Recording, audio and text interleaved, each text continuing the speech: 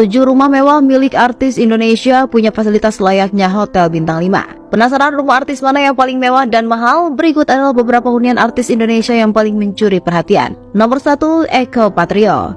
Hunian mewah milik Eko Patrio merupakan salah satu bukti kesuksesan karirnya di dunia hiburan. Rumah bergaya Amerika ini diperkirakan senilai 150 miliar rupiah. Tidak hanya megah, rumah ini juga dilengkapi dengan berbagai fasilitas hiburan seperti mesin karaoke, video game, dan keyboard. Di dalam rumah ini juga terdapat musola yang luas dan nyaman dengan pencahayaan hangat yang membuat suasana semakin elegan. Nomor 2, Nia Ramadhani. Istri pengusaha Ardi Bakri, Nia Ramadhani, memiliki rumah mewah di kawasan elit Menteng, Jakarta Pusat dengan nilai mencapai 200 miliar. Rumah yang didominasi dengan gaya American Classic ini memiliki dapur mewah yang menghadap langsung ke halaman belakang. Selain rumah di Indonesia, Nia juga memiliki hunian 2 lantai di Beverly Hills, Los Angeles, kawasan yang dikenal sebagai tempat tinggal para selebriti Hollywood. Nomor 3, Alshad Ahmad. Keponakan Raffi Ahmad, Alshad Ahmad, memiliki rumah mewah senilai 300 miliar yang sudah ia tempati selama 16 tahun. Rumah seluas 2.000 meter persegi ini berdiri di atas lahan 3.500 meter persegi dan dibangun oleh 10 arsitek agar tahan gempa. Salah satu bagian yang paling mencuri perhatian adalah area foyer dengan pilar besar yang menjulang. Rumah ini bahkan dilengkapi dengan kebun binatang pribadi serta fasilitas-fasilitas mewah lainnya.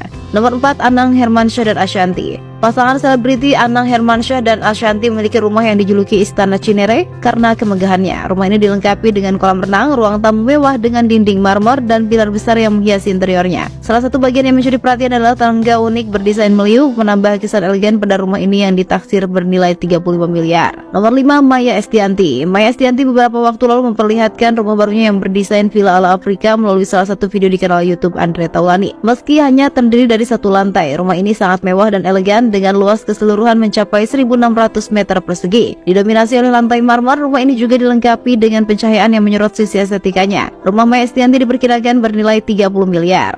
Nomor 6, Ahmad Dhani. Ahmad Dhani, musisi kenamaan Indonesia, juga memiliki rumah mewah yang dikenal dengan sebutan Ahmad Dhani Mansion di Pondok Indah, Jakarta Selatan. Rumah ini mengusung konsep unik dengan rooftop yang digunakan sebagai tempat bersantai, playground, dan kolam renang. Hunian mantan suami Maya Estianty ini ditaksir memiliki nilai mencapai 60 miliar rupiah. Nomor 7, Raffi Ahmad. Raffi Ahmad yang dikenal sebagai Sultan Andara membangun rumah mewah di samping rumah lamanya. Rumah ini dilengkapi dengan fitur-fitur pintar seperti pencahayaan otomatis dan sistem keamanan canggih. Mengusung gaya arsitektur Amerika dengan kombinasi warna coklat, kopi, dan hitam, rumah ini memberikan kesan elegan dan modern. Nilai rumah baru Raffi Ahmad ini diperkirakan mencapai 30 miliar.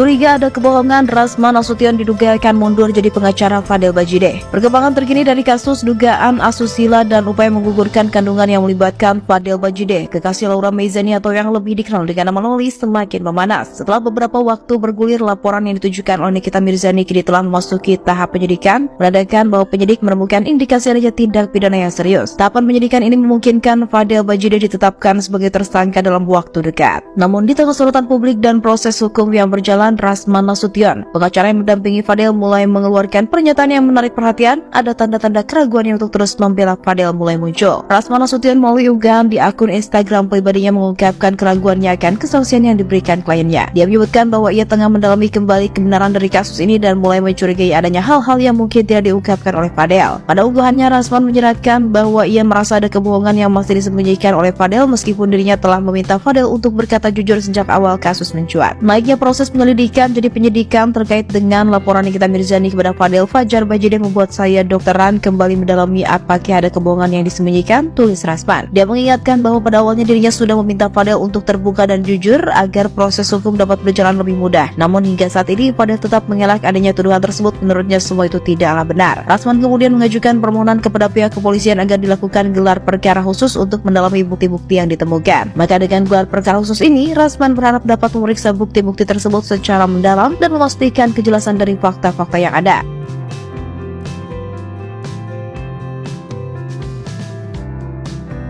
Femmy Permatasari tampil dengan wajah lebam usai jalani operasi plastik lagi. Perubahan mulai terlihat di hari ke-10. Aktris dan model Femmy Permatasari kembali mencuri perhatian publik setelah mengungkapkan bahwa dirinya baru saja menjalani serangkaian operasi plastik untuk memperbaiki penampilan wajah. Tidak tanggung-tanggung, di usianya yang kini 50 tahun, Femmy menjalani beberapa prosedur secara bersamaan. Meski wajahnya terlihat lebam dan bengkak, ia tetap antusias membagikan proses transformasi ini di media sosial. Pada unggahan terbarunya, Femmy memperlihatkan wajahnya yang dipenuhi lebam dan bengkak. Namun, ia menyadari bahwa kondisi tersebut wajar di masa penyembuhan pasca operasi. Ia menjelaskan bahwa proses pemulihan harus melalui tahap-tahap yang tidak nyaman dan jelek terlebih dahulu sebelum hasil akhirnya terlihat. Bukan kali pertama bagi Femmy menjalani operasi plastik dan kali ini ia memilih beberapa prosedur kecantikan sekaligus. Seperti diketahui diantaranya adalah ponytail lifting yang berfungsi untuk menarik garis senyum yang sudah mulai terlihat dalam dan membuat wajah lebih kencang. Selain itu ada juga LBC yang berfokus pada kulit di bawah mata, baby stem cell for face untuk membuat kulit sehalus kulit bayi, fat graft untuk wajah lebih glowing, dan pore surgery guna mengucilkan pori-pori wajah agar terlihat lebih mulus. 6 prosedur tersebut dilakukan dalam satu waktu yang tentu membutuhkan pemulihan cukup intens. Setelah menjalani prosedur ini, Femmy membagikan kondisi wajahnya yang masih lebam dan bengkak. Bagian bawah mata tampak memar sebagai efek dari prosedur yang dijalani. Namun ia tetap optimis dan tampak bersabar menantikan hasil akhirnya. Femmy menyadari bahwa perubahan tersebut membutuhkan waktu dan tidak bisa dihasilkan secara instan. Karena penyembuhan semua melalui tahap yang alami, bukan disulap 1 jam langsung jreng. Ujarnya menunjukkan komitmen pada proses pemulihan secara bertahap. Pada hari ke-10, wajah Femmy mulai menunjukkan tanda-tanda pemulihan yang cukup signifikan. Meski masih ada bekas luka dan bengkak, kecantikan alaminya perlahan kembali terpancar. Publik pun penasaran dan semakin antusias melihat hasil akhir dari proses transformasi ini.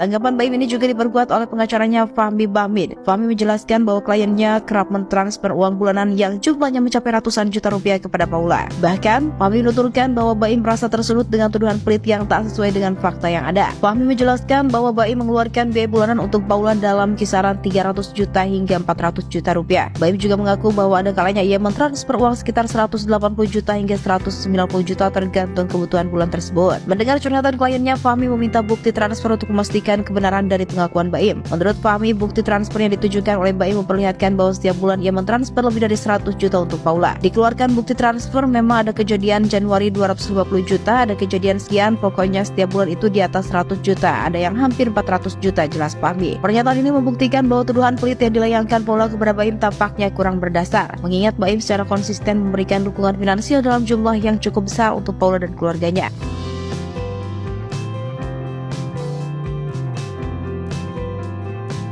Najwa Shihab dihujat sampai dibandingkan dengan Nikita Mirzani usai sindir Jokowi nebeng pesawat TNI AU.